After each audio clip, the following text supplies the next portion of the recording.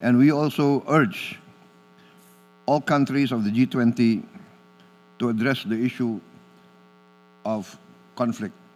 We urge urgently immediate ceasefire in Ukraine and in Gaza.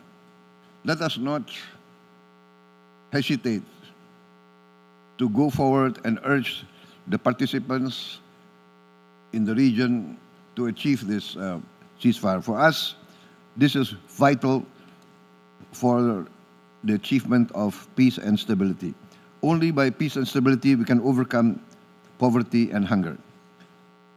We also urge countries of the G20 to use their collective strengths to strengthen multilateral efforts on this issue. Thank you.